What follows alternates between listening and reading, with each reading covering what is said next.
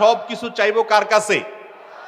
নামাজের মধ্যে সূরা ফাতিহাতে আমরা বলি ইয়্যাকা না'বুদু ওয়া ইয়্যাকা নাস্তাঈন, আল্লাহ আপনারই ইবাদত করি আর সাহায্য কার কাছে চাই? মাজারে।